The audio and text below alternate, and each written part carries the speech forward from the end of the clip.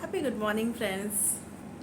सो आज के अध्याय में, आज जब हमने गीता सीखी, आज सुबह जब गीता पारायण हुआ, तो आज के अध्याय में जो सबसे अच्छी चीज़ मुझे लगी वो थी वी शुड एक्ट और वी शुड डू एवरीथिंग। जो भी हम काम कर रहे हैं वो लव एंड सरेंडरनेस के साथ करना चाहिए, प्रेम और समर्पण के साथ करना चाहिए। और जो भी हम कर रहे हैं, जब भी हम कर रहे हैं, तो अगर हम उस प्रेम और समर्पण के साथ कर रहे हैं ना, तो उसका रिजल्ट जो है वो अपने आप बदल जाता है। We automatically get connected to the divine if we are working with love and surrenderness. और इसी बेस पर, इसी चीज़ पर एक छोटी सी कहानी आपके साथ शेयर करना चाहूँगी। Hope you will like and learn and get many things to be applied which can be applied from this story। एक वक्त की बात थी जब एक मंदिर में, बहुत बड़ा मंदिर था श्री कृष्ण जी का, और उस मंदिर में बहुत सारे लोग अपने अपने तरह से अपना काम किया करते थे। पुजारी थे, मंदिर की साफ सफाई करने वाले थे, हर एक कोई अपना अपना काम अपने ढंग से किया करता था।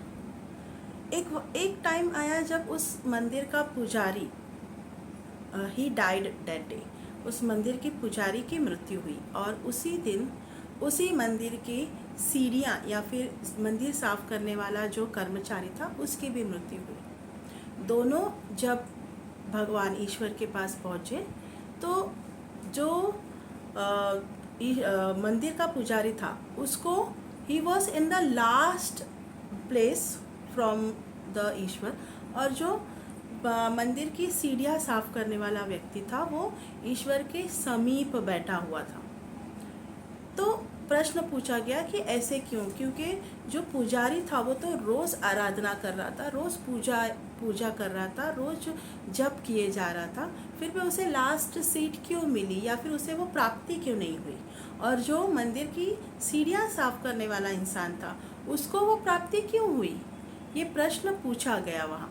और तब ईश्वर ने उत्तर दिया कि let us see to their lifestyle, because when the pujari and the person who was sweeping the floor died, they both of them went to the divine, and the pujari was at the last place from the Ishwar, and the sweeper was at the nearest place to the Ishwar.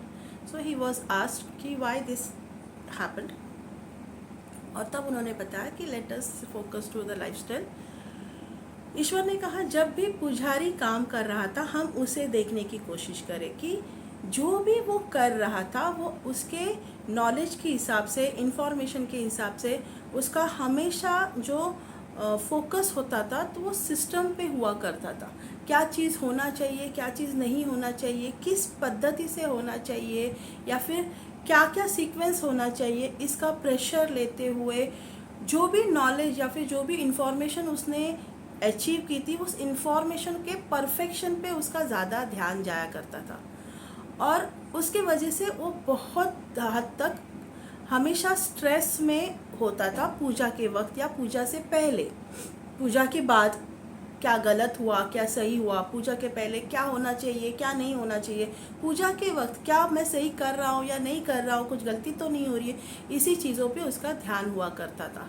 He wanted to be perfect in the puja archa of the भगवान।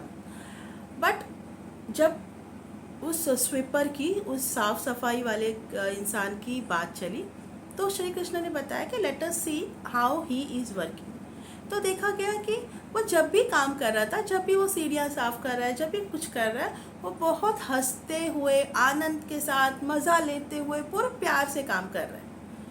तो तब उसको, दोनों को देखा गया, दोनों को एनालाइज किया गया, और फिर पुजारी को पूछा गया कि आप इतने प्रेशर में क्यों दिखाई दे रहे थे। तब पुजारी ने कहा कि अरे मैं तो बहुत बड़ा काम कर रहा था, तो it should be done with perfection, तो मैं हमेशा टेंशन में रहता था कि ईश्वर के प्रति मेरी कोई गलती ना हो, आई शुड बी परफेक्ट, और उसका प्रेशर मुझे आया करता था रोज, so that's why I used to be in pressure.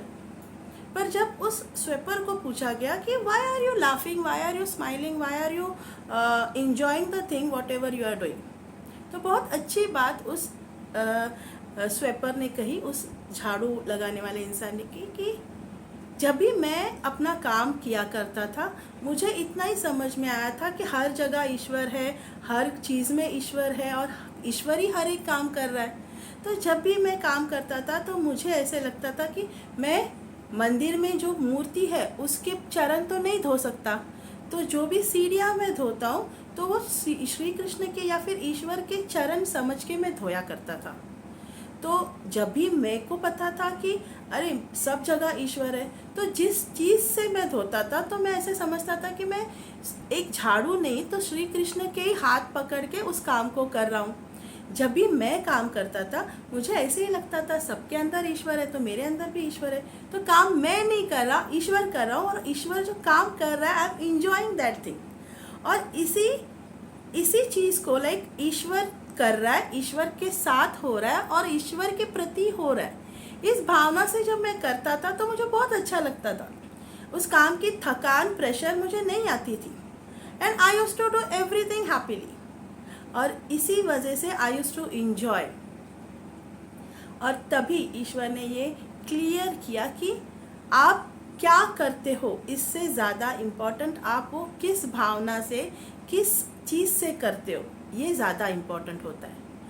हम सब जानते हैं कि ईश्वर सब जगह है, ईश्वर हर एक में है, हर एक चीज़ ईश्वर के ही प्रति दे रहे हैं। But then too if I am doing, I am also ईश्वर, what I am doing that is also ईश्वर, to whom I am doing that is also ईश्वर, तो फिर टेंशन किस बात का है। इस चीज़ को जानना ज़रूरी है कि करने वाला भी वही है, प्रोसेस भी वही है, और जिसके प्रति आप कर रहे हो वो भी वही है। तो इसे जानते हुए जब वो स्वेपर काम कर रहा था तो वो ज़्यादा खुश रह के आनंद के साथ काम कर रहा था, और उसको वो अचीवमेंट भी मिली जो वो शायद प्राप्त भी नहीं करना चाहता था, but he achieved it. He was just focusing on his actions happily, surrenderly, with love. तो शायद हमें भी यही सीखना ज़रूरी है कि हम जो भी कर रहे हैं, अगर हम खाना बना रहे हैं, अगर हम ऑफिस में अपना काम कर रहे हैं, तो करने वाला भी ईश्वर डिवाइन है, जो हम कर रहे हैं वो भी डिविनिटी ही है, और जिसके लिए हम कर रहे हैं वो भी डिवाइन ही है। So divine doing divinity for divine is the beautiful message which I got from today's session from Bhagavad Gita. Hope you also benefited और liked it, और आपको भी बहुत सारी enlightenment या फिर बहुत सारे लर्निंग इस स्टोरी से मिली होगी, ये मानते हुए I give thanks to you. Thank you. जो भी आपको इस स्टोरी से समझा या जो भी आपको अच्छा लगा, इस स्टोरी से लर्निंग मिली, वो कमेंट में ज़रूर शेयर कीजिए। Thank you, bye bye.